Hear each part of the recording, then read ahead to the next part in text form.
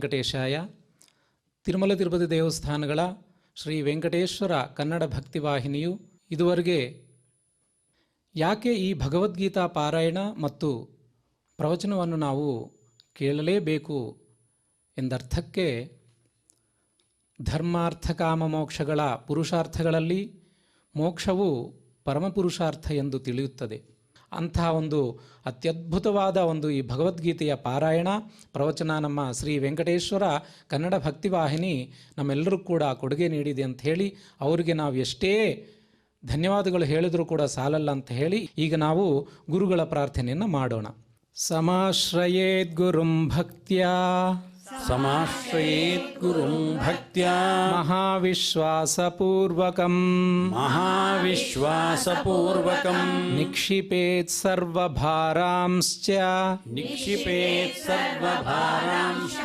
ಗುರೋ ಶ್ರೀಪಾದಪಂಕಜೇ. ಈಗ ಕಲಿಯುಗದ ಪ್ರತ್ಯಕ್ಷ ವರದೈವ ಶ್ರೀ ಶ್ರೀನಿವಾಸ ದೇವರ ಪ್ರಾರ್ಥನೆಯನ್ನು ಮಾಡೋಣ. ಆನಂದಜ್ಞಾನದಂ ವಿಷ್ಣುಂ ಆನಂದಮಯನಾಮಕಂ ಆನಂದೇನ ದದರ್ಶಾಥ ಆನಂದನಿಲಯಾಲಯೇ. ಆಚಾರ್ಯರು ಹೇಳಿರುವ ಪ್ರಕಾರ ಈ 9ನೇ ಅಧ್ಯಾಯವು ಮಹತ್ತರವಾದ ಅಧ್ಯಾಯ. ಯಾಕೆಂದರೆ ನಾವು ಅಂದರೆ ಆರ್ಥಿಕ ಭಕ್ತರೆಲ್ಲ ಕೂಡ ನಾವೆಲ್ಲರೂ ಕೂಡ ಸಾತ್ವಿಕರು ಹಾಗೆ ಆಸ್ತಿಕರು ಅಂತೀವಿ. ಅಂದರೆ ಭಗವಂತನು ಅಸ್ತಿ ಎಂದು ತಿಳ್ಕೊಂಡವರು ಅಂತ ಅರ್ಥ. ಆಸ್ತಿಕರು ಅಂದರೆ ಅದೊಂದೇ ಸಾಲದು. ಯಾವುದೇ ಒಂದು ಕೆಲಸ ನಾವು ಮಾಡೋಕ್ಕೆ ಹೊರಟಿದ್ದೀವಿ ಅಂದರೆ ಅದರ ಫಲಿತವನ್ನು ನಾವು ನಿರೀಕ್ಷೆ ಮಾಡ್ತೀವಿ. ಆ ಫಲಿತವೂ ಕೂಡ ಚೆನ್ನಾಗಿರಲಿ, ನಮ್ಮೆಲ್ಲರೂ ಕೂಡ ಉಪಯೋಗವಾಗಿರಲಿ, ಅಷ್ಟೈಶ್ವರ್ಯಗಳು ಆರೋಗ್ಯ ಎಲ್ಲ ಕೂಡ ಕೊಡಲಿ ಎಂಬ ಉದ್ದೇಶದಿಂದ ನಾವೆಲ್ಲವೂ ಕೂಡ ಪೂಜಾ ಪುನಸ್ಕಾರಗಳು ಆಗಲಿ ಹಾಗೆ ಹೋಮ ಹವನಗಳಾಗಲಿ ಪಾರಾಯಣ ಪ್ರವಚನಗಳಾಗಲಿ ನಾವು ಮಾಡುತ್ತೇವೆ. ಅಂತಹ ಒಂದು ಮಹಾಸಂಕಲ್ಪವನ್ನು ನಾವೆಲ್ಲರೂ ಕೂಡ ಈಗ ಮಾಡೋಣ ಅಂತ ಹೇಳಿ ತಾವೆಲ್ಲರೂ ಕೂಡ ಮನೆಯಲ್ಲಿ ಕುಳಿತುಕೊಂಡು ಭಗವಂತನೇ, ಯಾಕೆಂದರೆ ಯತ್ರ ಗೀತಾ ವಿಚಾರಶ್ಚ ಪಠನಂ ಪಾಠನಂ ಶ್ರುತಂ ತತ್ರಾಹಂ ನಿಶ್ಚಿತಂ ಪೃಥ್ವಿ ನಿವಸಾಮಿ ಸದೈವಹಿ. ಭಗವದ್ಗೀತೆಯ ಪಾರಾಯಣ ಪ್ರವಚನ ನಡೆಯುತ್ತೋ ಅಲ್ಲಿ ಸಾಕ್ಷಾತ್ತು ಶ್ರೀಕೃಷ್ಣ ಪರಮಾತ್ಮನಾಗಿರುವಂತಹ ನಾನು ಅಲ್ಲಿ ಬರ್ತೇನೆ, ಅಲ್ಲೇ ತಮ್ಮ ಎದುರುಗಡೆನೇ ಇರ್ತೇನೆ ಅಂತ ಶ್ರೀಕೃಷ್ಣ ಪರಮಾತ್ಮನೇ ಹೇಳಿದ್ದಾರೆ ಅಂತ ಒಂದು ಪದ್ಯದಲ್ಲಿದೆ. ಸೊ ಅದಕ್ಕಾಗಿ ನಾವೆಲ್ಲರೂ ಕೂಡ ಪರಮಾತ್ಮ ಶ್ರೀಕೃಷ್ಣ ಪರಮಾತ್ಮನೇ ಎದುರುಗಡೆ ಇದ್ದಾರೆ ಎಂಬ ಭಾವನೆಯಿಂದ ನಾವು ಈ ಮಹಾಸಂಕಲ್ಪವನ್ನು ಮಾಡಿ ಅವರ ಚರಣಾರವಿಂದಗಳಲ್ಲಿ ನಾವು ತ್ರಿಕರಣ ಶುದ್ಧಿಯಾಗಿ ಪ್ರಾರ್ಥಿಸೋಣ. ಶ್ರೀಮದಾದಿವರಾಹ ಕ್ಷೇತ್ರೇ ವಿರಾಜಮಾನಸ್ಯ ಅಖಿಲಾಂಡಕೋಟಿ ಬ್ರಹ್ಮಾಂಡನಾಯಕಸ್ಯ ಶ್ರೀ ಪದ್ಮಾವತಿ ಜಾನೇಃ ಭಗವತಃ ಶ್ರೀ ವೆಂಕಟೇಶ್ವರ ಸ್ವಾಮಿನಃ ಕೃಪಾಬಲೇನ ಜಗದ್ಗುರೋಃ ಶ್ರೀ ಗೋಪಾಲಕೃಷ್ಣಸ್ಯ ಅನುಗ್ರಹೇಣ ಅಸ್ಮಾಕಂ ಸರ್ವೇಷಾಂ ಶರೀರಸ್ಯ ಮಾನಸಸ್ಯ ಚ ಬಲಸಿದ್ಧ್ಯರ್ಥಂ ಸಮಸ್ತಾನಾಂ ಆಧಿವ್ಯಾಧೀನಾಂ ನಿವಾರಣಾರ್ಥಂ ಸರ್ವಯಜ್ಞ ಫಲಪ್ರಾಪ್ತ್ಯರ್ಥಂ ಸರ್ವಾಸಾಂ ಸಂಪದಾಂ ಪ್ರಾಪ್ತ್ಯರ್ಥಂ ವಿದ್ಯಾರ್ಥಿನಾಂ बुद्धिशक्ति वृद्धि द्वारा परीक्षासु उत्तीर्णता सिद्ध्यर्थम अधिकारिणां स्वस्वविधि निर्वहण कौशल सिद्ध्यर्थम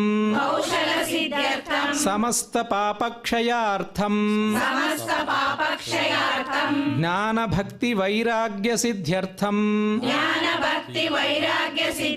श्री गोपाल कृष्ण प्रेरणया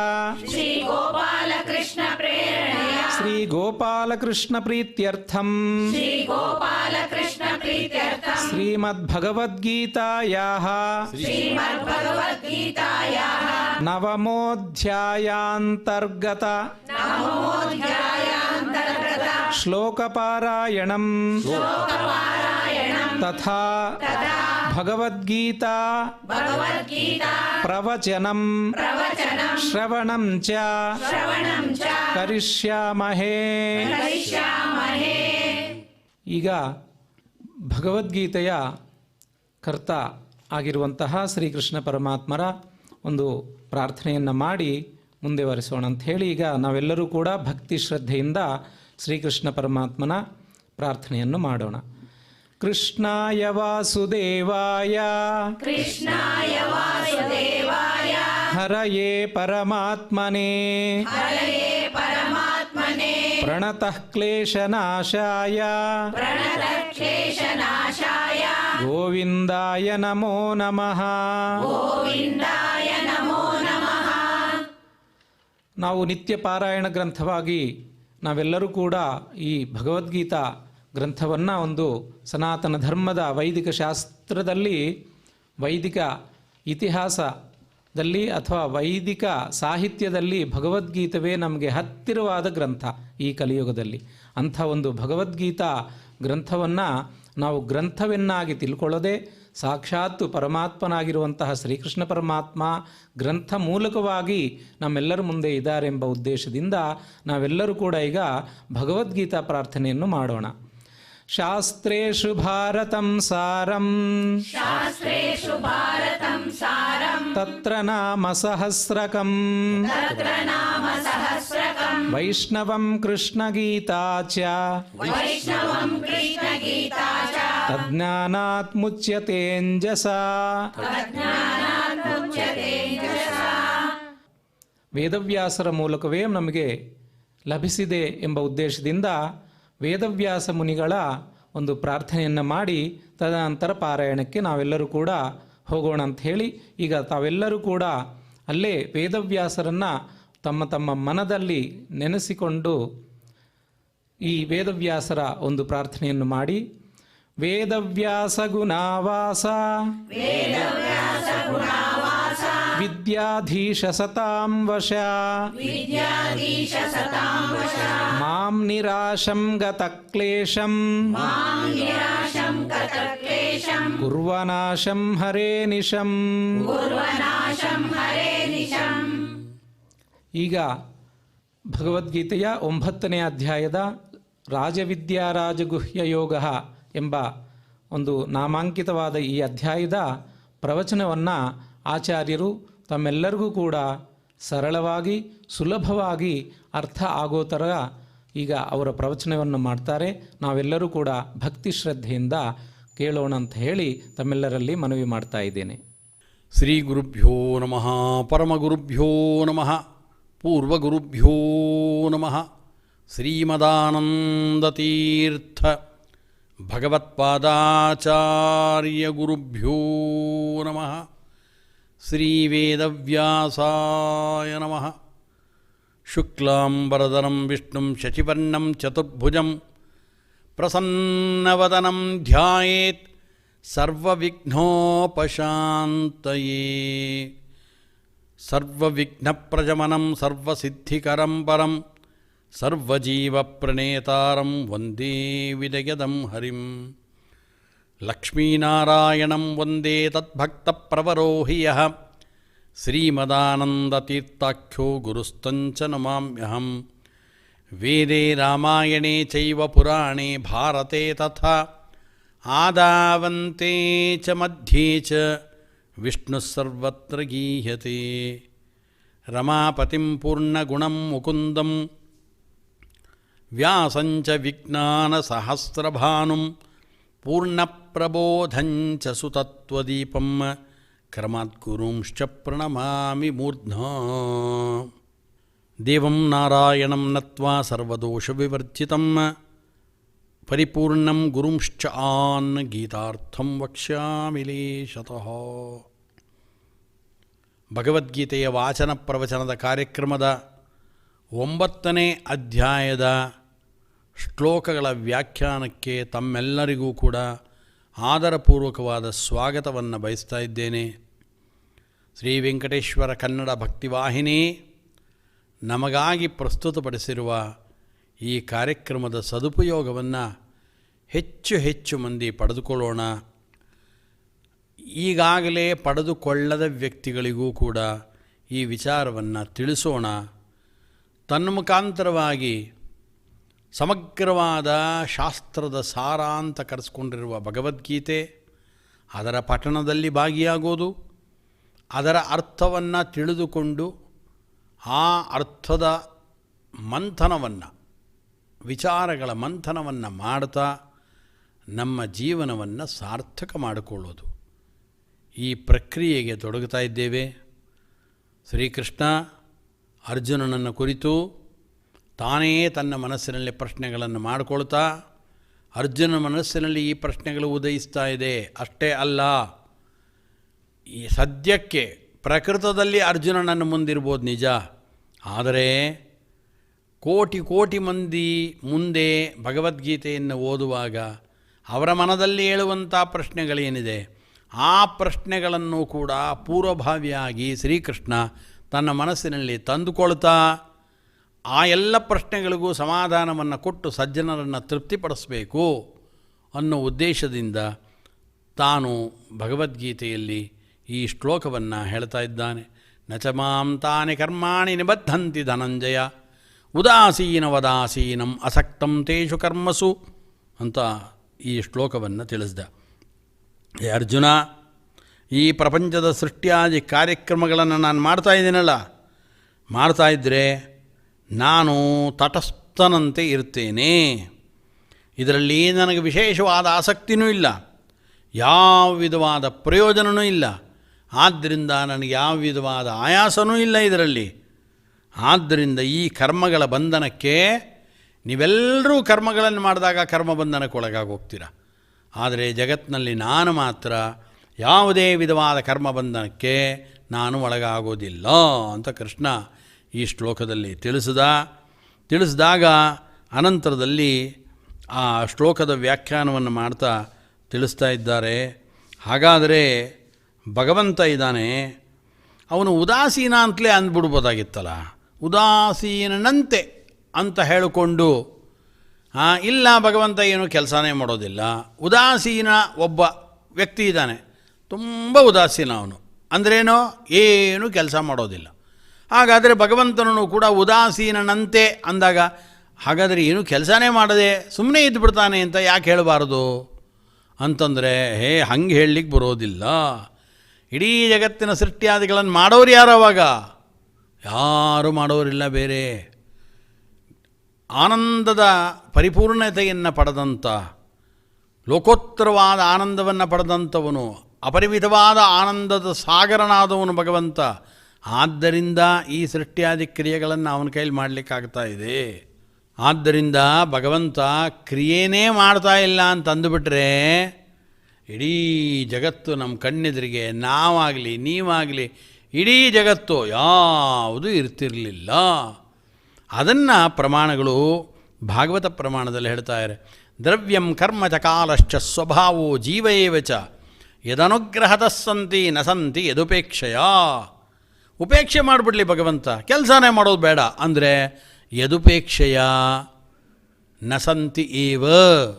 ಭಗವಂತ ಏನಾದರೂ ಕಾರ್ಯವನ್ನೇ ಮಾಡದೆ ಉಪೇಕ್ಷೆ ಏನಾದರೂ ಮಾಡಿಬಿಟ್ಟಿದ್ರೆ, ಆತ ಅನುಗ್ರಹ ಮಾಡದೆ ನಮಗೆ ಉಪೇಕ್ಷೆಯನ್ನೇನಾದರೂ ಮಾಡಿದರೆ ದ್ರವ್ಯ ಕರ್ಮ ಕಾಲ ಸ್ವಭಾವ ಜೀವ ಯಾವುದೂ ಕೂಡ ತಮ್ಮ ಅಸ್ತಿತ್ವವನ್ನು ಉಳಿಸ್ಕೊಳ್ತಿರಲಿಲ್ಲ ಅಂತ ಹೇಳ್ತಾರೆ.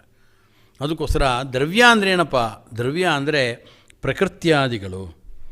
ಈ ಪ್ರಕೃತ್ಯಾದಿ ತತ್ವ ಇದೆಯಲ್ಲ, ಪ್ರಕೃತಿಯಿಂದ ಮಹತ್ತತ್ವ, ಮಹತ್ತತ್ವದಿಂದ ಅಹಂಕಾರ ತತ್ವ, ಅಹಂಕಾರ ತತ್ವದಲ್ಲಿ 3 ಭಾಗಗಳು, ವೈಕಾರಿಕ, ತೈಜಸ, ತಾಮಸ ಅಂತ. ಆ ತಾಮಸ ಭಾಗದಿಂದ ಪಂಚಭೂತಗಳು ಉತ್ಪನ್ನವಾದವು.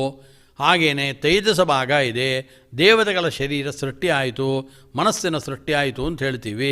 ವೈಕಾರಿಕವಾದ ಅಹಂಕಾರ ತತ್ವದಿಂದ 10 ವಿಧವಾದ ಇಂದ್ರಿಯಗಳು ಉತ್ಪತ್ತಿ ಆಯಿತು ಅಂತ ಭಾಗವತಾದಿ ಗ್ರಂಥಗಳಲ್ಲೆಲ್ಲ ತಿಳಿಸ್ತಾರೆ. ಹೀಗೆ ಏನು ಪ್ರಕೃತ್ಯಾದಿಗಳಿದೆ ಇದೆಲ್ಲವೂ ಕೂಡ ಇರ್ತಾನೇ ಇರಲಿಲ್ಲ. ಭಗವಂತ ಉದಾಸೀನನಾಗೆ ಇದ್ದುಬಿಟ್ಟಿದ್ರೆ, ಅಂದರೆ ಭಗವಂತ ಸೃಷ್ಟಿಯನ್ನು ಮಾಡದೆ, ಕ್ರಿಯೆಯನ್ನೇ ಮಾಡದೆ, ಒಬ್ಬ ಉದಾಸೀನನಾದ ವ್ಯಕ್ತಿ ಕ್ರಿಯೆ ಮಾಡದೆ ಯಾವ ರೀತಿಯಲ್ಲಿರ್ತಾನೋ ಆ ರೀತಿ ಉಪೇಕ್ಷೆ ಮಾಡಿದರೆ ದ್ರವ್ಯಂ, ಈ ಪ್ರಕೃತ್ಯಾದಿ ತತ್ವಗಳು ಇರ್ತಿರಲಿಲ್ಲ. ಅನಂತರದಲ್ಲಿ ಕರ್ಮ, ಇಡೀ ಪ್ರಕೃತಿನೇ ಇಲ್ಲದೆ ಹೋದ ಮೇಲೆ ಜೀವರಾಶಿಗಳೇ ಉತ್ಪತ್ತಿ ಆಗದೆ ಹೋದರೆ ಆವಾಗ ಕರ್ಮ ಎಲ್ಲಿರ್ತಿತ್ತು? ಪುಣ್ಯನೂ ಇಲ್ಲ, ಪಾಪನೂ ಇಲ್ಲ, ಧರ್ಮವೂ ಇಲ್ಲ, ಅಧರ್ಮವೂ ಇಲ್ಲ. ಆದ್ದರಿಂದ ದ್ರವ್ಯಂ, ಕರ್ಮ, ಕಾಲ ಪ್ರಧಾನವಾದದ್ದು. ಕಾಲ, ಈ ಕಾಲದಲ್ಲಿ ಮಾಡಿದ್ದಾರೆ, ಆ ಕಾಲದಲ್ಲಿ ಮಾಡಿದ್ದಾರೆ. ಈ ಕಾಲವನ್ನು ಗುರುತಿಸೋದಕ್ಕೆ ಆಗ್ತಿರಲಿಲ್ಲ. ಆವಾಗ ಕಾಲಕ್ಕೆ ಮಹತ್ವನೇ ಬರ್ತಿರಲಿಲ್ಲ. ಆದ್ದರಿಂದ ಕಾಲ ಇರ್ಬೋದು. ಸ್ವಭಾವ, ಒಂದೊಂದು ಮರಗಳಿದೆ, ಇವತ್ತು ವೃಕ್ಷಗಳಿದೆ, ಒಂದೊಂದು ವೃಕ್ಷದ ಸ್ವಭಾವ ಒಂದೊಂದು ರೀತಿಯದ್ದು. ಕೆಲವು ಹಣ್ಣು ಕೊಡುತ್ತೆ, ಕೆಲವು ಕಾಯಿ ಕೊಡುತ್ತವೆ, ಕೆಲವು ಸಿಹಿ ಹಣ್ಣು ಕೊಡುತ್ತವೆ, ಕೆಲವು ಕಹಿ ಹಣ್ಣು ಕೊಡುತ್ತವೆ. ಬರೀ ಕೆಲವು ಎಲೆಗಳನ್ನು ಮಾತ್ರ ಬಿಡ್ತಾ ಇರುತ್ತೆ, ಕೆಲವು ಚಿಗುರುಗಳನ್ನು ಬಿಡುತ್ತೆ, ಕೆಲವು ಬರೀ ಹೂವನ್ನು ಬಿಡುವಂಥ ಮರಗಳಿವೆ, ಹಣ್ಣನ್ನೇ ಕೊಡುವಂಥದ್ದು ಕೆಲವಿರುತ್ತವೆ, ಕೆಲವು ಕೇವಲ ಬಳ್ಳಿಗಳ ರೂಪದಲ್ಲಿರುತ್ತೆ, ಗಟ್ಟಿಯಾಗಿರುತ್ತೆ. ಹೀಗೆ ಒಂದು ಸಸ್ಯ ಪ್ರಪಂಚವನ್ನು ತೋಡಿದ್ರೆ ಒಂದೊಂದರಲ್ಲಿ ಒಂದೊಂದು ಸ್ವಭಾವ ಇರುತ್ತೆ. ಹಾಗಾದರೆ ಪ್ರಾಣಿ ಪ್ರಪಂಚವನ್ನು ತೆಗೆದುಕೊಳ್ಳಿ, ಮನುಷ್ಯರನ್ನು ತೆಗೆದುಕೊಳ್ಳಿ. ಭಿನ್ನಾಶ್ಚ ಭಿನ್ನ ಧರ್ಮಾಶ್ಚ ಪದಾರ್ಥ ನಿಖಿಲಾಪಿ, ಪ್ರತಿಯೊಂದು ಪದಾರ್ಥಗಳು ಭಿನ್ನ ಭಿನ್ನವಾದ ಸ್ವಭಾವವನ್ನು ಹೊಂದಿರುವಂಥದ್ದು. ಈ ಎಲ್ಲ ಸ್ವಭಾವಗಳು ಹೊಂದಿದ್ದಾರೆ. ಈ ಸ್ವಭಾವಗಳು ಈ ರೀತಿಯಾಗಿ ಇವೆ ಅಂತ ಗೊತ್ತಾಗಬೇಕಾದರೆ ಭಗವಂತ ಈ ಜಗತ್ತು ಸೃಷ್ಟಿ ಮಾಡಬೇಕು. ಸೃಷ್ಟಿ ಮಾಡಿದಾಗ ಮಾತ್ರ ಈ ಸ್ವಭಾವಗಳ ಅಭಿವ್ಯಕ್ತಿ ಆಗೋದು. ಆದ್ದರಿಂದ ಈ ಸ್ವಭಾವ ಇರ್ಬೋದು, ಜೊತೆಗೆ ಜೀವರಿರ್ಬೋದು. ಅನಂತರದಲ್ಲಿ ಇದೆಲ್ಲವೂ ಕೂಡ ಯದನುಗ್ರಹದ ಸಂತಿ, ಭಗವಂತನ ಅನುಗ್ರಹದಿಂದಾಗಿ ಇವುಗಳೆಲ್ಲ ತಮ್ಮ ಅಸ್ತಿತ್ವವನ್ನು ಪಡೆದುಕೊಂಡಿವೆ. ನಸಂತಿ ಯದುಪೇಕ್ಷೆಯ, ಅದಕ್ಕೆ ಅವರಂತಾರೆ ಯದನುಗ್ರಹದ ಸಂತಿ ಅಂದರೆ ಭಗವಂತನ ಅನುಗ್ರಹದಿಂದಲೇ ಉಳಿದಿದೆ. ಯದನುಗ್ರಹತಃ ಏವ, ಅಲ್ಲಿ ಹಿಂದೆ ಏವಕಾರ ಕೊಟ್ಟಿದ್ದಾರೆ. ಸ್ವಭಾವೋ ಜೀವ ಏವಚ ಅಂದರು. ಏವ ಅಂದರೆ ಯದನುಗ್ರಹತಃ ಏವ ಸಂತಿ, ಅಲ್ಲಿಗೆ ಅನ್ವಯ ಮಾಡಿಕೊಳ್ಬೇಕು. ಭಗವಂತನ ಅನುಗ್ರಹದಿಂದಲೇ ಇವೆ ಹೊರತು ನಸಂತಿ ಯದುಪೇಕ್ಷೆಯ. ಭಗವಂತನ ಅನುಗ್ರಹ ಇಲ್ಲದೆ ಹೋಗಿದ್ರೆ, ಅವನು ಉಪೇಕ್ಷೆ ಮಾಡಿಬಿಟ್ಟು ಉದಾಸೀನನಾದ ವ್ಯಕ್ತಿ ಥರ ಇದ್ದುಬಿಟ್ಟಿದ್ರೆ ಯಾವುದೂ ಇರ್ತಾನೆ ಇರಲಿಲ್ಲ. ನಮಗೆ ಸೃಷ್ಟಿ ಆಗ್ತಿರಲಿಲ್ಲ. ಸೃಷ್ಟಿ ಆಗದೆ ಹೋದರೆ ನಮ್ಮ ಸಾಧನೆ ಆಗ್ತಿರಲಿಲ್ಲ. ನಮ್ಮ ಸ್ವಭಾವಗಳು ಏನು ಅಂತ ಗುರುತಿಸೋದಕ್ಕಾಗ್ತಿರಲಿಲ್ಲ. ಈ ಕಾಲಕ್ಕೊಂದು ಮಹತ್ವನೇ ಬರ್ತಿರಲಿಲ್ಲ. ಆವಾಗ ಅನಂತರದಲ್ಲಿ ಪುಣ್ಯನೂ ಬರ್ತಿರಲಿಲ್ಲ, ಪಾಪನೂ ಬರ್ತಿರಲಿಲ್ಲ, ಧರ್ಮಾಧರ್ಮಗಳ ವ್ಯವಸ್ಥೆ ಇರ್ತಿರಲಿಲ್ಲ, ಏನೂ ಇರ್ತಿರಲಿಲ್ಲ. ನಸಂತಿ ಯದುಪೇಕ್ಷೆಯ, ಭಗವಂತನ ಉಪೇಕ್ಷೆ ಮಾಡಿಬಿಟ್ಟು ಉದಾಸೀನನಾದ ವ್ಯಕ್ತಿ ಏನೂ ಕೆಲಸ ಮಾಡದೆ ಹೆಂಗಿರ್ತಾನೋ ಹಂಗೆ ಇದ್ಬಿಡ್ಲಿ ಬಿಡ್ರಿ. ಭಗವಂತ ಏನೀಗ ಅವನು ಯಾಕೆ ಕೆಲಸ ಮಾಡಬೇಕು? ಅವನಿಗೇನು ಪ್ರಯೋಜನ ಇಲ್ಲ ಅಂದರೆ ಇಲ್ಲ, ಆಯಾಸ ಆಗಲ್ಲ ಅಂದರೆ ಆಗಲ್ಲ. ಹಾಗಾದರೆ ಅವನು ಕೆಲಸ ಮಾಡೋದೇ ಬೇಡ, ಸುಮ್ಮನೆ ಇರಲಿ ಅವನ ಪಾಡ್ಗವನು ಅಂದರೆ ಅವನ ಪಾಡ್ಗವನು ಸುಮ್ಮನೆ ಇದ್ಬಿಟ್ರೆ ಇದು ಯಾವುದೂ ಇರ್ತಾನೆ ಇರಲಿಲ್ಲ. ಹಾಗಾದರೆ ಪ್ರಕೃತಿ ತನ್ನಷ್ಟಕ್ಕೆ ತಾನೇ ಈ ಜಗತ್ತೆಲ್ಲ ನಡೀತಿದೆ. ಈಗ ಜಗತ್ ಸೃಷ್ಟಿಯಾಗಿದೆ. ಆದ್ದರಿಂದ ಪ್ರಕೃತಿಯೇ ತಾನೇ ಇಡೀ ಜಗತ್ತನ್ನು ಸೃಷ್ಟಿ ಮಾಡ್ತಾ ಇದೆ ಅಂತ ಹಾಗೆ ಒಪ್ಕೊಂಡ್ಬಿಡೋಣ. ಹಾಗಾದರೆ ಈ ಜಗತ್ತೂ ಇರುತ್ತೆ, ಭಗವಂತನದು ಅಪೇಕ್ಷೆ ಇರೋದಿಲ್ಲ. ಆವಾಗ ಹಾಗೆ ಮಾಡ್ಕೊಳ್ಳೋಣ ಅಂದರೆ ಅದೂ ಆಗಲ್ಲ ಅಂತ ಹೇಳ್ತಾರೆ. ಯಾಕೆ ಅಂದರೆ ಪ್ರಕೃತಿ ತಾನು ಸ್ವತಂತ್ರ ಅಲ್ಲ. ಅದನ್ನೇ ಹೇಳಿದ್ದು ಕೃಷ್ಣ. ಪ್ರಕೃತಿಂ ಸ್ವಾಂ ಅಧಿಷ್ಠಾಯ ವಿಸೃಜಾಮಿ ಪುನಃ ಪುನಃ ಸ್ವಾಂ ಪ್ರಕೃತಿಂ, ನನ್ನ ಅಧೀನವಾದದ್ದು ಪ್ರಕೃತಿ. ಅದಕ್ಕೆ ಭಗವಂತ ತಾನು ಮುಂದಿನ ಶ್ಲೋಕದಲ್ಲಿ ಹೇಳ್ತಾನೆ, ಮಯಾಧ್ಯಕ್ಷೇಣ ಪ್ರಕೃತಿ ಸೂಯತೆ ಸಚರಾಚರಂ ಅಂತ ಹೇಳ್ತಾನೆ. ಭಗವಂತ ಇಚ್ಛೆ ಪಡದೆ, ಭಗವಂತ ಶಕ್ತಿ ಕೊಡದೆ, ಭಗವಂತ ಅದಕ್ಕೆ ಅನುಗ್ರಹ ಮಾಡದೆ ಪ್ರಕೃತಿ ತನ್ನಷ್ಟಕ್ಕೆ ತಾನೇ ಈ ರೀತಿಯಾದ ಪ್ರಪಂಚವನ್ನು ಸೃಷ್ಟಿ ಮಾಡೋಲ್ಲ. ಜಡಾತ್ಮಕವಾದ ಪ್ರಕೃತಿಗೆ ಸೃಷ್ಟಿ ಮಾಡುವಂಥ ಶಕ್ತಿಯಾದರೂ ಎಲ್ಲಿದೆ? ಆಗೋದಿಲ್ಲ ಅಂತ ಹೇಳ್ತಾರೆ.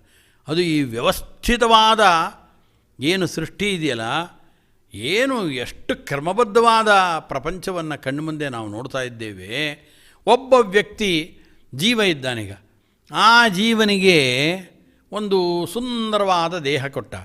ದೇಹ ನಮ್ಮದು ರಚನೆ ಆಗಿದೆಯಲ್ಲ, ಎಷ್ಟು ವ್ಯವಸ್ಥಿತವಾಗಿದೆ ಅಂತ ಒಂದು ಸರಿ ಆಲೋಚನೆ ಮಾಡಿ ನೋಡಿ ನೀವು. ಕಾಲುಗಳಿಗೆ ಬೇಕಾದಷ್ಟು ಭಾರ ಬರುವಷ್ಟು ಮೇಲ್ಗಡೆ ಇರತಕ್ಕಂಥ ಎಲ್ಲ ಅವಯವಗಳು, ಆನಂತರದಲ್ಲಿ 2 ಕಣ್ಣುಗಳು, ಮೂಗಿನ ಹೊಳ್ಳೆಗಳು, ಆನಂತರ ನನಗೆ ತುಂಬ ಆಶ್ಚರ್ಯಕರವಾದ ಸಂಗತಿ, ಕಣ್ಣು ಇಷ್ಟು ಸ್ವಲ್ಪ ವಯಸ್ಸಾದ ನಂತರದಲ್ಲಿ ಅಕ್ಷರಗಳು ಕಾಣೋಲ್ಲ. ಕಾಣದೇ ಇದ್ದಾಗ ಕನ್ನಡಕ ಹಾಕ್ಕೋಬೇಕಾಗತ್ತೆ. ಹೀಗೆ ಕನ್ನಡಕವನ್ನು ಹಾಕ್ಕೊಂಡು ಕಣ್ಣಿಗೆ ಇಟ್ಕೊಳ್ಳೋಣ ಅಂದರೆ ತಬಕ್ಕಂತ ಕನ್ನಡಕ ಬಿದ್ದು ಹೋಗಿಬಿಡುತ್ತೆ. ಬೀಳಬಾರ್ದು ಅಂತಿದ್ರೆ ಈ ಕಿವಿಗಳು ಬೇಕು. ಹಿಂಗೆ ಈ ಕಿವಿಗಳಲ್ಲಿ ಇಲ್ಲಿ ಸಿಕ್ಕಿಸ್ಕೊಳ್ಳೋಕ್ಕೆ ಈ ಕಿವಿಗಳು, ಅದರ ಹಿಂದೆ ಹಿಂಗೆ ಜಾಗ, ಪ್ರತಿಯೊಂದೂ ಕೂಡ ಸುವ್ಯವಸ್ಥಿತವಾಗಿ ಭಗವಂತ ಮಾಡಿಕೊಟ್ಟಿದ್ದಾನೆ. ಸ್ತ್ರೀಯರ ಸೃಷ್ಟಿ ಇರ್ಬೋದು, ಅವರಿಂದ ಪುತ್ರರ ಉತ್ಪತ್ತಿ ಇರ್ಬೋದು, ಅದಕ್ಕೆ ಬೇಕಾದಂಥ ಎಲ್ಲ ವ್ಯವಸ್ಥೆಗಳಿರ್ಬೋದು. ಪ್ರಾಣಿಗಳನ್ನು ಹಡಿಯೋದಕ್ಕೆ ಬೇಕಾದ ವ್ಯವಸ್ಥೆ ಇರ್ಬೋದು, ಆಹಾರ ಸಂಪಾದನೆ ಮಾಡೋದಿರ್ಬೋದು. ಕೈಯಲ್ಲಿ ಏನಾದರೂ ಆ ಪ್ರಾಣಿಗಳು ಪಡಿಬೇಕು ಅಂತಿದ್ದರೆ ಕೈಗಳಿಗೆ ಬೇಕಾದ ಉಗುರುಗಳನ್ನು ಕೊಡೋದು, ಆಯಾ ವ್ಯಕ್ತಿಗಳಿಗೆ ಅವಳ ಕ್ರಿಯೆಗಳಿಗೆ ಬೇಕಾದಂಥ ಅನುಕೂಲವನ್ನು ಮಾಡ್ತಕ್ಕಂಥ ದೇಹದ ರಚನೆಯನ್ನು ಮಾಡಿಕೊಡೋದು, ಇದೆಲ್ಲವೂ ಕೂಡ ತನ್ನಷ್ಟಕ್ಕೆ ತಾನೇ ಜಗತ್ತಿನಲ್ಲಿ ಪ್ರಕೃತಿಯಿಂದ ಆಗೋಗಿದೆ ಅನ್ನಬಾರದು. ಎಲ್ಲವೂ ವ್ಯವಸ್ಥಿತವಾಗಿದೆ. ಹಾಗೆ ವ್ಯವಸ್ಥಿತವಾಗಿರಬೇಕಾದ್ರೆ ಇದೆಲ್ಲವನ್ನು ಬಲ್ಲಂತಹ, ಪೂರ್ವಭಾವಿಯಾಗಿ ಇದೆಲ್ಲವನ್ನು ಆಲೋಚನೆ ಮಾಡಿದಂಥ ಭಗವಂತನ ಅಸ್ತಿತ್ವವನ್ನು ಒಪ್ಕೊಳ್ಬೇಕಾಗತ್ತೆ. ಆದ್ದರಿಂದ ನಮ್ಮ ಗುರುಗಳು ಯಾವಾಗಲೂ ಹೇಳ್ತಾಯಿದ್ರು, ನಾವು ಕಂಪ್ಯೂಟರ್ನ ಇಟ್ಕೊಂಡು ಇವಾಗ ಟೈಪ್ ಮಾಡ್ತು ಅಂದರೆ ಅಲ್ಲಿ ಅಕ್ಷರಗಳು ಬರ್ತಾ ಇರ್ತವೆ. ಆ ಅಕ್ಷರಗಳು ಬರೋದು ನಿಜ, ಹಿಂಗೆ ಟೈಪ್ ಮಾಡಿದ್ರೆ ಅಕ್ಷರಗಳು ಬರುತ್ತೆ ನಿಜ. ಆದರೆ ಬುದ್ಧಿಪೂರ್ವಕವಾಗಿ ನಮಗೆ ಬೇಕಾದಂಥ ಆ ಕೀಬೋರ್ಡ್ ಏನಿದೆ, ಅವುಗಳ ಬೇಕಾದ ಅಕ್ಷರಗಳ ಮೇಲೆ ನಮ್ಮ ಬೆರಳುಗಳನ್ನು ಓಡಿಸಿದಾಗ ಮಾತ್ರ ಸರಿಯಾದ ಒಂದು ಶ್ಲೋಕದ ಸೃಷ್ಟಿಯಾಗತ್ತಲ್ಲಿ. ಒಂದು ವಾಕ್ಯದ ನಿರ್ಮಾಣ ಆಗಬೇಕಾದರೆ ಬುದ್ಧಿಪೂರ್ವಕವಾಗಿ ಸರಿಯಾಗಿ ಬೇಕಾದ ಆ ಏನು ಗುಂಡಿಗಳಿದೆ ಆ ಗುಂಡಿಗಳನ್ನು ಸರಿಯಾದ ಬೆರಳುಗಳಲ್ಲಿ ಒತ್ತಿದಾಗ ಮಾತ್ರ ಅಲ್ಲೊಂದು ಕ್ರಮಬದ್ಧವಾದ ವಾಕ್ಯದ ಒಂದು ನಿರ್ಮಿತಿ ಆಗತ್ತೆ. ಹೊರತು ತನ್ನಷ್ಟಕ್ಕೆ ತಾನಾಗತ್ತೆ ಅಂಥೇಳಿ ಬೇಕಾದಂತೆ ಹೀಗೆ ಅಂತಾನೆ ಇದ್ದರೆ 1000 ವರ್ಷ ಹೀಗೆ ಅಂತ ಇದ್ದರೂ ಕೂಡ ಒಂದು ಸುಂದರವಾದ ಒಂದು ವಾಕ್ಯದ ನಿರ್ಮಾಣ, ಒಂದು ಸುಂದರವಾದ ಒಂದು ಪದ್ಯದ ನಿರ್ಮಾಣ, ಶ್ಲೋಕದ ನಿರ್ಮಾಣ ಆಗೋಕ್ಕೆ ಸಾಧ್ಯ ಇಲ್ಲ. ಅಂಥದ್ದು ಸುವ್ಯವಸ್ಥಿತವಾದ ಈ ದೇಹ ಇರ್ಬೋದು, ಅತ್ಯಂತ ಕ್ರಮಬದ್ಧವಾಗಿರತಕ್ಕಂಥ ಇಡೀ ಪ್ರಪಂಚ ಇರ್ಬೋದು, ಪ್ರಾಣಿಗಳು ಪಕ್ಷಿಗಳು ಎಲ್ಲವೂ ಸುವ್ಯವಸ್ಥಿತವಾಗಿರಬೇಕಾದರೆ, ಹಾಗಾದರೆ ಇದರ ಹಿಂದೆ ಅತ್ಯಂತ ಬುದ್ಧಿವಂತನಾದಂಥ ಒಬ್ಬ ವ್ಯಕ್ತಿಯ ಕೈವಾಡ ಇದೆ. ಆ ವ್ಯಕ್ತಿಯ ಸೃಷ್ಟಿ ಅವನು ಮಾಡಿರೋದ್ರಿಂದಲೇ ಇಷ್ಟು ಇದೆ ಅಂತ ಗೊತ್ತಾಗ್ಬಿಡುತ್ತೆ. ಆದ್ದರಿಂದ ಒಂದು ಸಣ್ಣದಾದಂಥ ಯಂತ್ರಗಳ ನಿರ್ಮಾಣದ ಹಿಂದೆ ಅನೇಕ ವ್ಯಕ್ತಿಗಳ ಪರಿಶ್ರಮವನ್ನು ಕಾಣುವಂಥ ನಾವು ಜಗತ್ತಿನಲ್ಲಿ ಇನ್ನೂ ಮಾನವನ ದೇಹ ಎಷ್ಟು ಅತ್ಯದ್ಭುತವಾದದ್ದು ಅಂತ ಇನ್ನೂ ಹುಡುಕ್ತಾನೇ ಇದ್ದಾರೆ.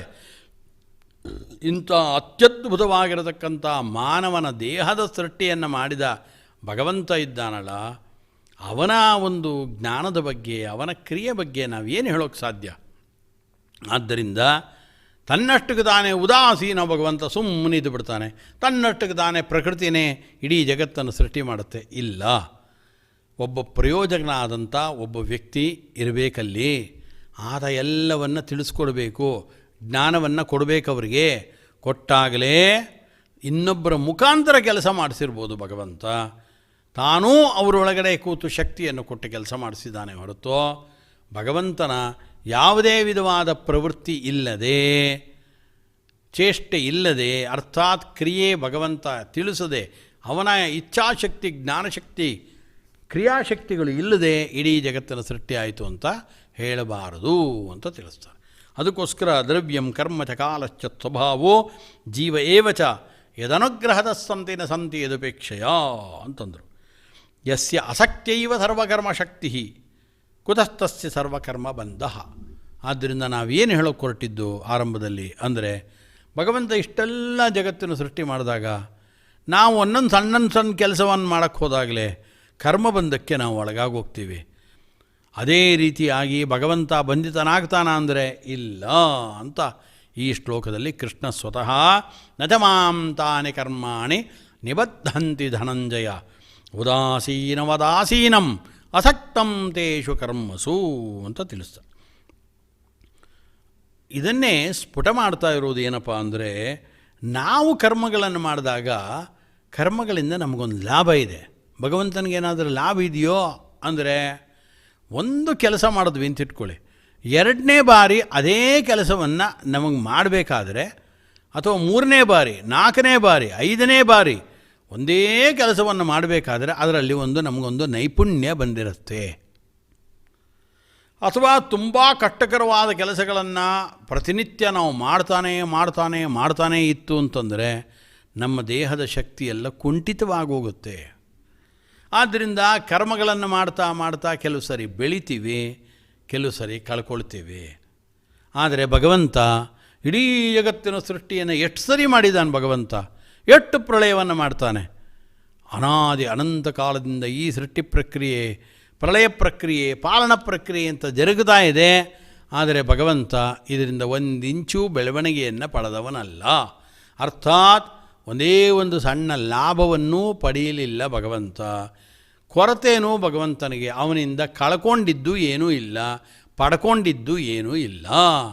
ಆದ್ದರಿಂದ ಅವನು ಭಗವಂತ ಹಾಗೇ ಇರ್ತಾನೆ. ಅವತ್ತು ಹೇಗಿದ್ದು ಇವತ್ತು ಹಾಗೇ ಇರ್ತಾನೆ. ನಾವು ಹಾಗಿರೋಲ್ಲ.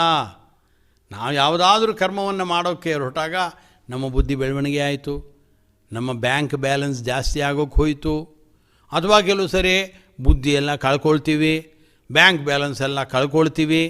ಹೀಗೆ ಕಳ್ಕೊಂಡಿರ್ತೀವಿ, ಜಾಸ್ತಿ ಆಗಿರುತ್ತೆ, ಇಲ್ಲ ಅಲ್ಲಿಗಲ್ಲಿಗೆ ಅಂತಾದರೂ ಆಗ್ತಾ ಇರುತ್ತೆ.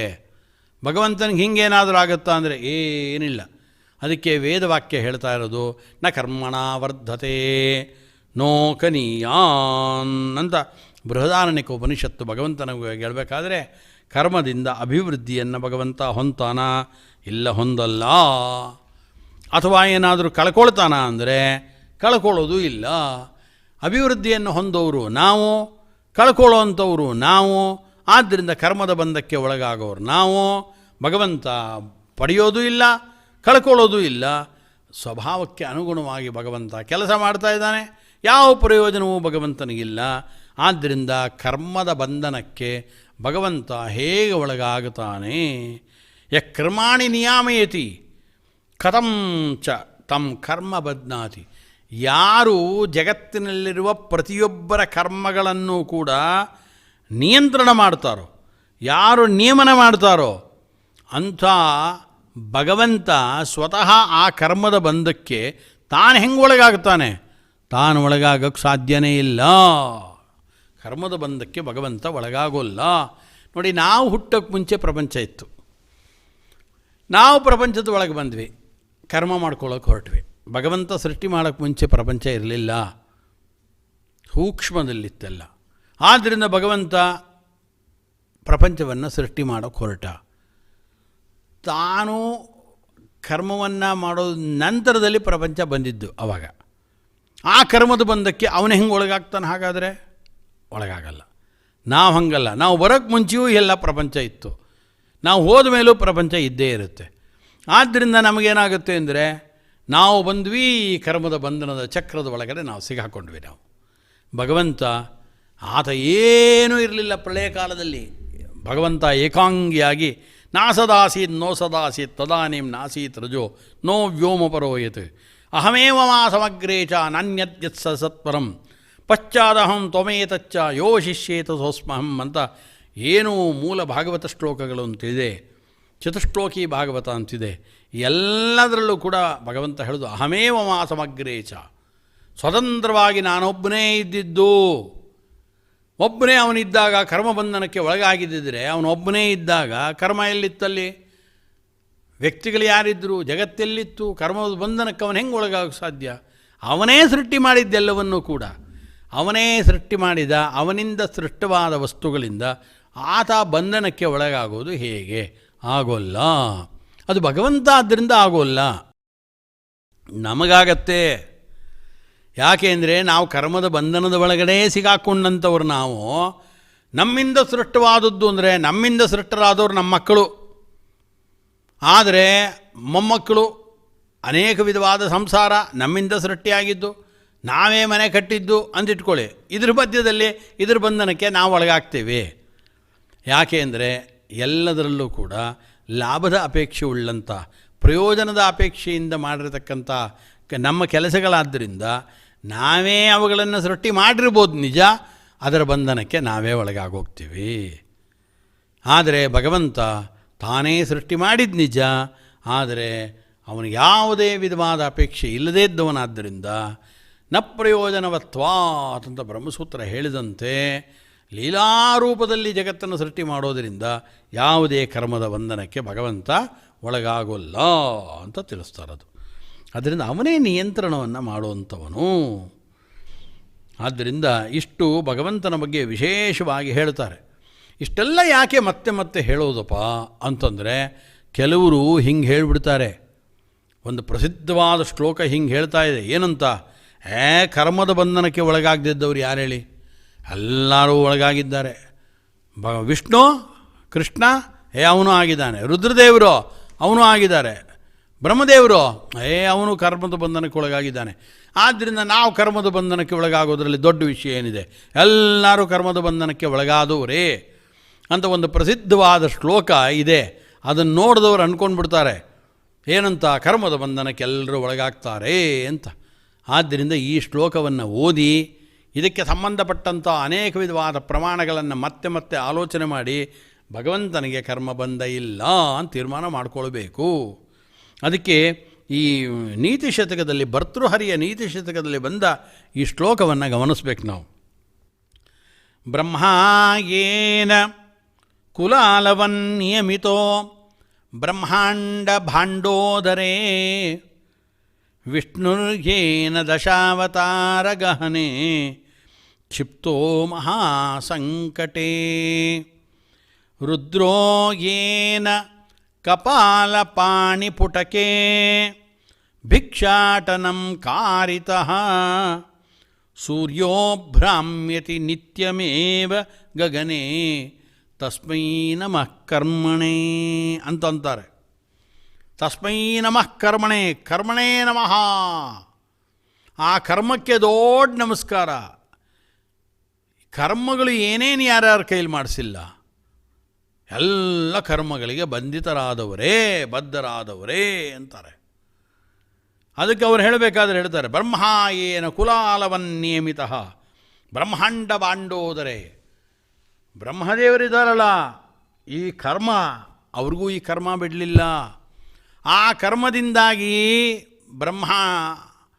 ಚತುರ್ಮುಖ ಬ್ರಹ್ಮದೇವರೇನು ಮಾಡಿದ್ರು? ಈ ಬ್ರಹ್ಮಾಂಡ ಎಂಬತಕ್ಕಂಥ ಒಂದು ದೊಡ್ಡ ಬಾಂಡ, ಒಂದು ದೊಡ್ಡ ಗುಂಡಾರ ಇದು, ಅಥವಾ ಪಾತ್ರೆ ಅಂತ ಇಟ್ಕೊಳ್ಬೋದು.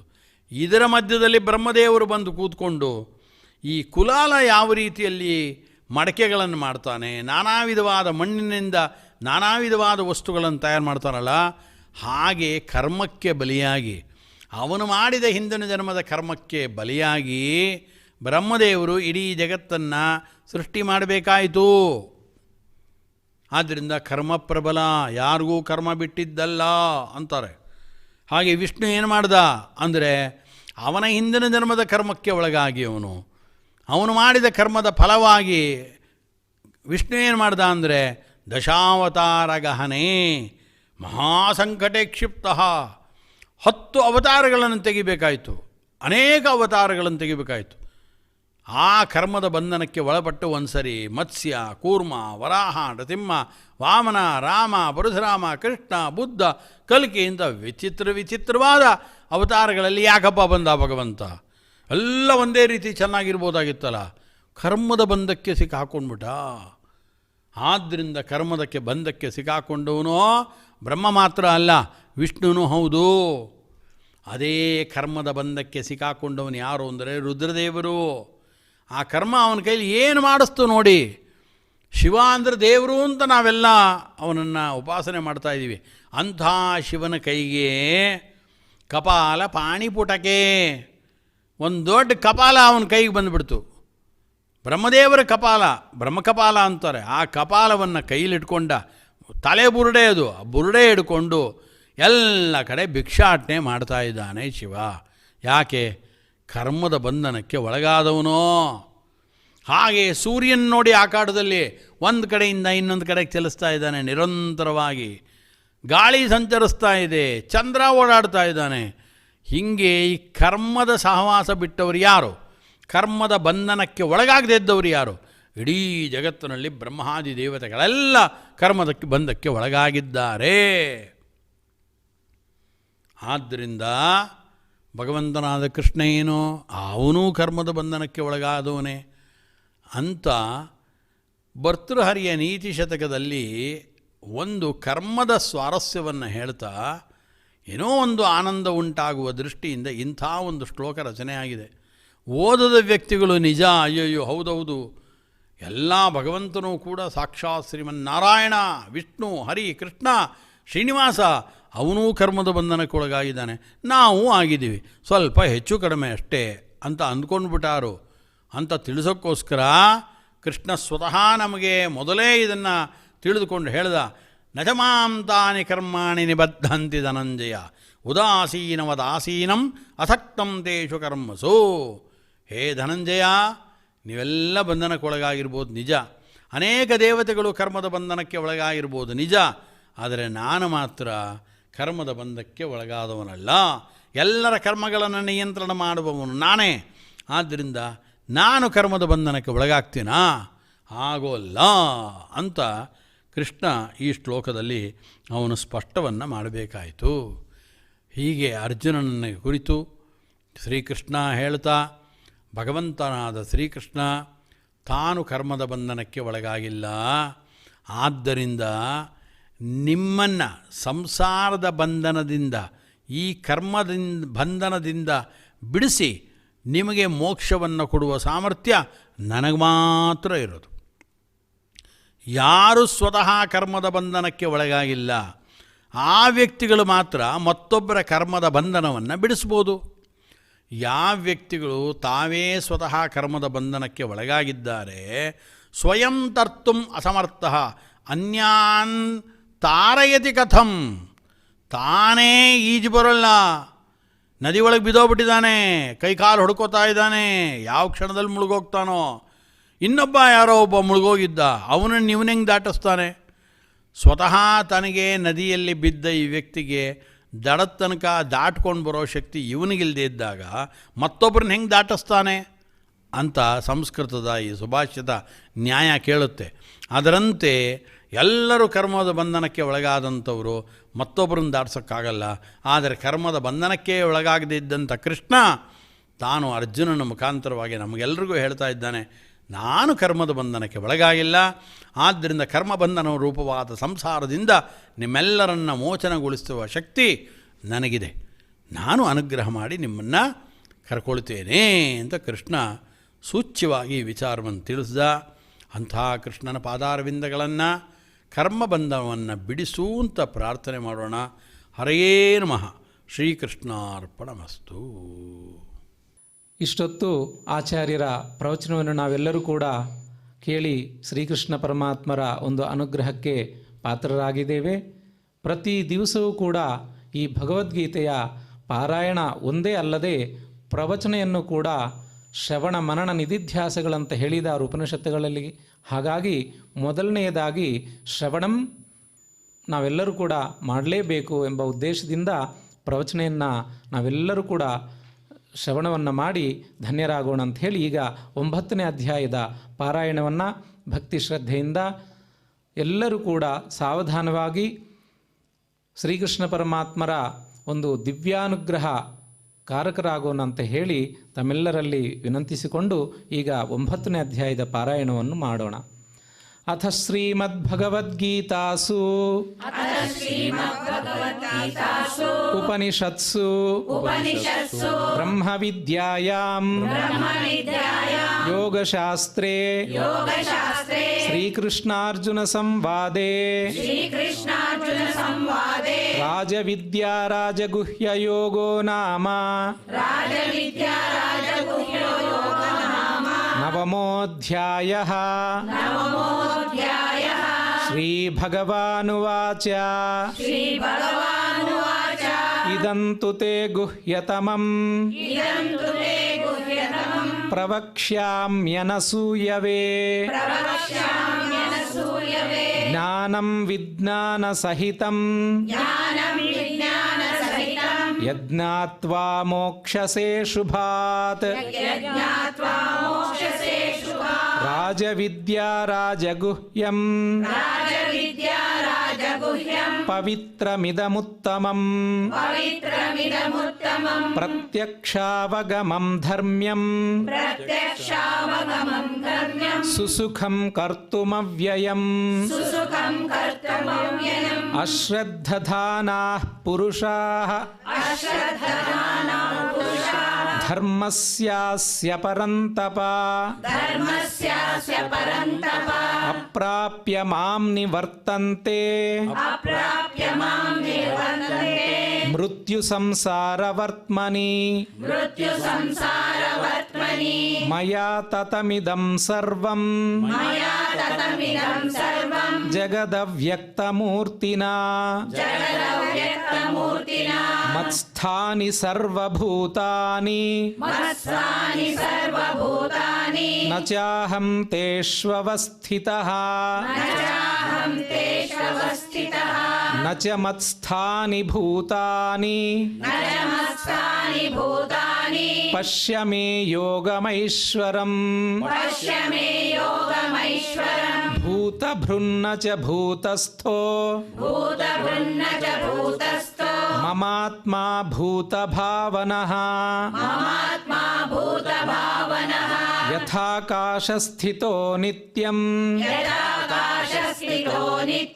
ವಾಯುಃ ಸರ್ವತ್ರ ಗೋ ಮಹಾನ್ ತಥಾ ಸರ್ವಾಣಿ ಭೂತಾನಿ ಮತ್ಸ್ಥಾನೀತ್ಯುಪಧಾರಯ ಸರ್ವಭೂತಾನಿ ಕೌಂತೇಯ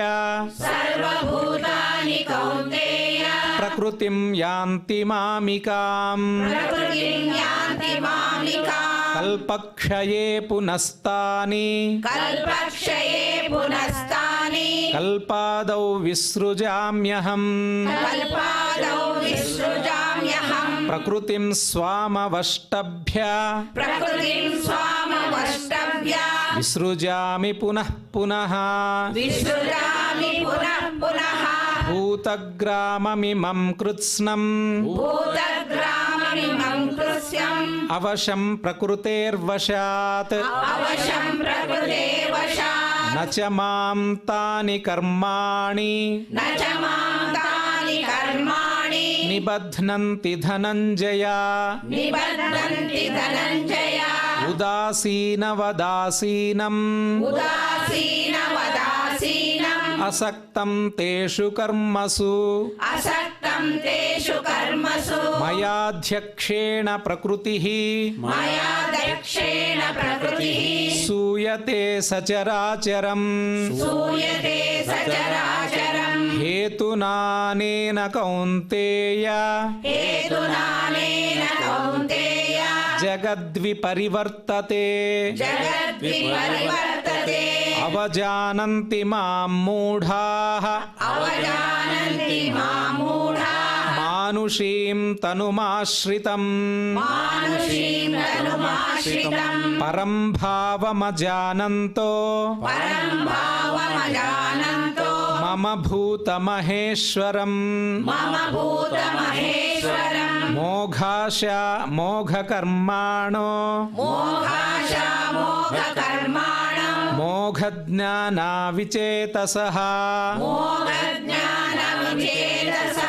राक्षसीमासुरीं चैव प्रकृतिं मोहिनीं श्रिताः महात्मानस्तु मां पार्थ दैवीं प्रकृतिमाश्रिताः भजन्त्यनन्यमनसो ज्ञात्वा भूतादिमव्ययम् सततं कीर्तयन्तो मां यतन्तश्च दृढव्रताः नमस्यन्तश्च मां भक्त्या नित्ययुक्ता उपासते ज्ञानयज्ञेन चाप्यन्ये यजन्तो मामुपासते एकत्वेन पृथक्त्वेन बहुधा विश्वतोमुखम् अहं क्रतुरहं यज्ञः स्वधाहमहमौषधम् मन्त्रोऽहमहमेवाज्यम् अहमग्निरहं हुतम् पिताहमस्य जगतो माता धाता पितामहः वेद्यं पवित्रमोङ्कारः ऋक्सामयजुरेव च गतिर्भर्ता प्रभुः साक्षी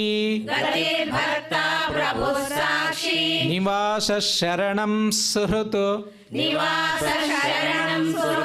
प्रभवः प्रलयस्थानं निधानं बीजमव्ययम् तपाम्यहमहं वर्षं निगृह्णाम्युत्सृजामि च अमृतं चैव मृत्युश्च सदसच्चाहमर्जुन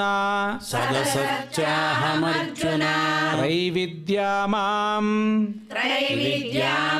सोमपाः पूतपापा यज्ञैरिष्ट्वा स्वर्गतिं प्रार्थयन्ते ते पुण्यमासाद्य सुरेन्द्रलोकम् अश्नन्ति दिव्यान् दिवि देवभोगान् ते तं भुक्त्वा स्वर्गलोकं विशालम् क्षीणे पुण्ये मर्त्यलोकं विशन्ति एवं त्रयी धर्म मनुः प्रपन्नाः गतागतं कामकामा लभन्ते अनन्याश्चिन्तयन्तो माम् ये जनाः पर्युपासते तेषां नित्याभियुक्तानां योगक्षेमं वहाम्यहम् येऽप्यन्यदेवता भक्ताः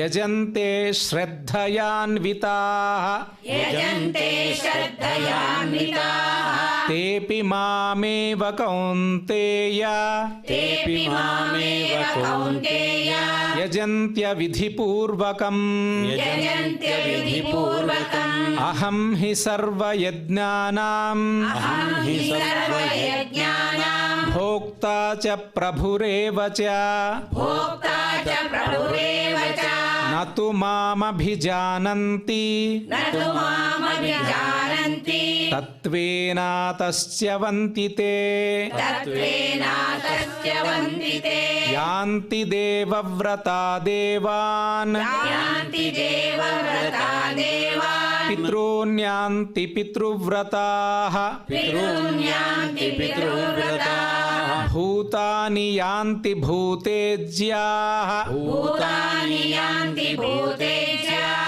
ಯಾಂತಿ ಮದ್ಯಾಜಿನೋಪಿ ಮಾಂ ಯಾಂತಿ ಮದ್ಯಾಜಿನೋಪಿ ಮಾಂ ಪತ್ರಂ ಪುಷ್ಪಂ ಫಲಂ ತೋಯಂ ಪತ್ರಂ ಪುಷ್ಪಂ ಫಲಂ ತೋಯಂ ಯೋ ಮೇ ಭಕ್ತ್ಯಾ ಪ್ರಯಚ್ಛತಿ ಯೋ ಮೇ ಭಕ್ತ್ಯಾ ಪ್ರಯಚ್ಛತಿ ತದಹಂ ಭಕ್ತ್ಯುಪಹೃತಂ ತದಹಂ ಭಕ್ತ್ಯುಪಹೃತಂ ಅಶ್ನಾಮಿ ಪ್ರಯತಾತ್ಮನಃ ಅಶ್ನಾಮಿ ಪ್ರಯತಾತ್ಮನಃ ಯತ್ಕರೋಷಿ ಯದಶ್ನಾಸಿ ಯತ್ಕರೋಷಿ ಯದಶ್ನಾಸಿ ಯಜ್ಜುಹೋಷಿ ದದಾಸಿ ಯತ್ ಯಜ್ಜುಹೋಷಿ ದದಾಸಿ ಯತ್ ಯತ್ತಪಶ್ಯಸಿ ಕೌಂತೇಯ ಯತ್ತಪಶ್ಯಸಿ ಕೌಂತೇಯ ತತ್ಕುರುಷ್ವ ಮದರ್ಪಣಂ ತತ್ಕುರುಷ್ವ ಮದರ್ಪಣಂ ಶುಭಾಶುಭಫಲೈರೇವಂ ಶುಭಾಶುಭಫಲೈರೇವಂ ಮೋಕ್ಷ್ಯಸೆ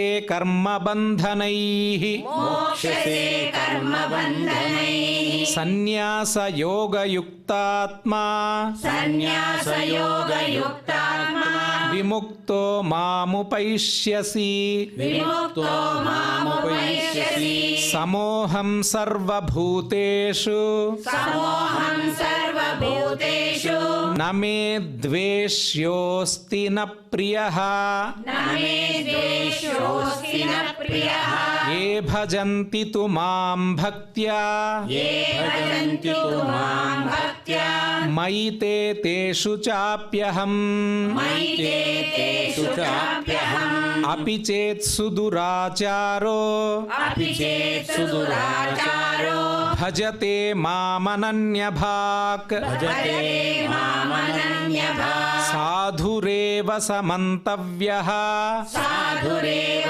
ಸಮಂತವ್ಯಃ ಸಮ್ಯಗ್ ವ್ಯವಸಿತೋ ಹಿ ಸಃ ಸಮ್ಯಕ್ ವ್ಯವಸಿತೋ ಹಿ ಸಃ ಕ್ಷಿಪ್ರಂ ಭವತಿ ಧರ್ಮಾತ್ಮಾ ಕ್ಷಿಪ್ರಂ ಭವತಿ ಧರ್ಮಾತ್ಮಾ ಶಶ್ವಚ್ಛಾಂತಿಂ ನಿಗಚ್ಚತಿ ಶಶ್ವಚ್ಛಾಂತಿಂ ನಿಗಚ್ಚತಿ ಕೌಂತೇಯ ಪ್ರತಿಜಾನೀಹಿ ಕೌಂತೇಯ ಪ್ರತಿಜಾನೀಹಿ ನ ಮೇ ಭಕ್ತಃ ಪ್ರಣಶ್ಯತಿ ನ ಮೇ ಭಕ್ತಃ ಪ್ರಣಶ್ಯತಿ ಮಾಂ ಹಿ ಪಾರ್ಥವ್ಯಪಾಶ್ರಿತ್ಯ ಮಾಹಿ ಪಾರ್ಥವ್ಯಪಾಶ್ರಿತ್ಯ ಏಪಿ ಸ್ಯುಃ ಪಾಪಯೋನಯಃ ಏಪಿ ಸ್ಯುಃ ಪಾಪಯೋನಯಃ ಸ್ತ್ರಿಯೋ ವೈಶ್ಯಾಸ್ತಥಾ ಶೂದ್ರಾಃ ಶ್ರಿಯೋ ವೈಶ್ಯಾಸ್ತಥಾ ಶೂದ್ರಾಃ ತೇಪಿ ಯಾಂತಿ ಪರಾಂ ಗತಿಂ ತೇಪಿ ಯಾಂತಿ ಪರಾಂ ಗತಿಂ ಕಿಂ ಪುನರ್ಬ್ರಾಹ್ಮಣಾಃ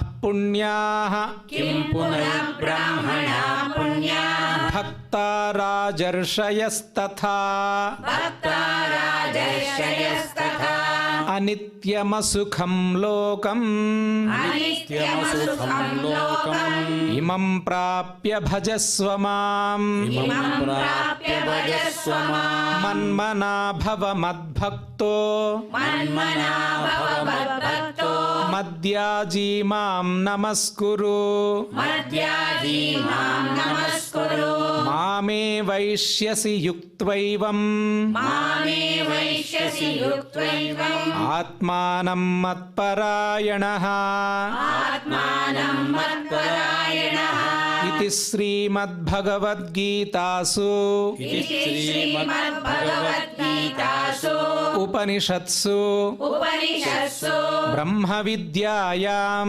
ब्रह्मविद्यायां योगशास्त्रे योगशास्त्रे श्रीकृष्णार्जुनसंवादे श्रीकृष्णार्जुनसंवादे राजविद्या राजगुह्ययोगो नाम राजविद्या राजगुह्यो योगो नाम नवमोऽध्यायः। नवमोऽध्यायः।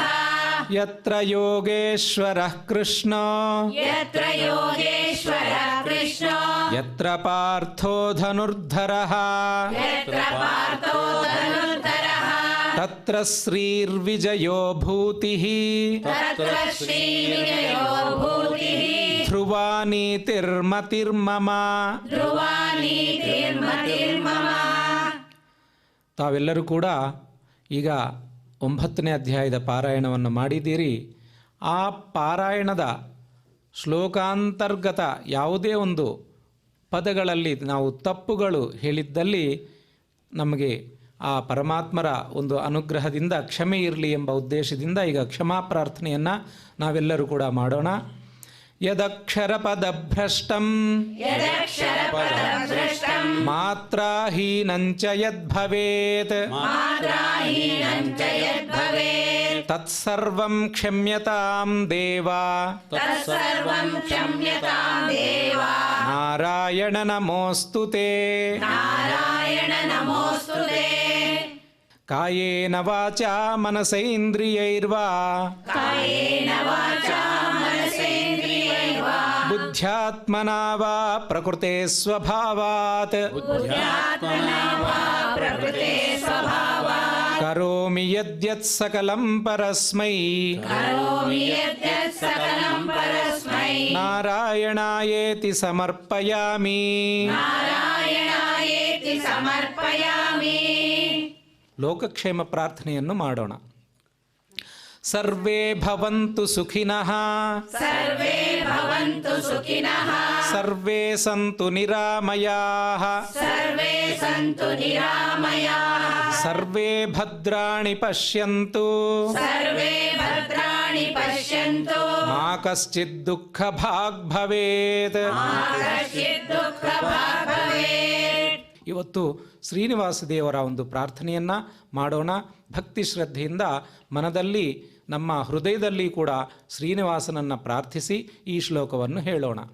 ಶ್ರಿಯಃಕಾಂತಾಯ ಶ್ರೀಕಾಂತಾಯ ಕಲ್ಯಾಣನಿಧಯೇ ಕಲ್ಯಾಣನಿಧಯೇ ನಿಧಯೇರ್ಥಿನಾಂ ನಿಧಯೇರ್ಥಿನಾಂ ಶ್ರೀವೆಂಕಟನಿವಾಸಾಯ ಶ್ರೀವೆಂಕಟನಿವಾಸಾಯ ಶ್ರೀನಿವಾಸಾಯ ಮಂಗಳಂ.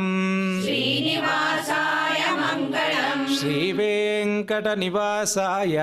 ಶ್ರೀವೆಂಕಟನಿವಾಸಾಯ ಶ್ರೀನಿವಾಸಾಯ ಮಂಗಳಂ. ಶ್ರೀನಿವಾಸಾಯ ಮಂಗಳಂ. ಶ್ರೀನಿವಾಸಾಯ ಮಂಗಳಂ. ಶ್ರೀನಿವಾಸಾಯ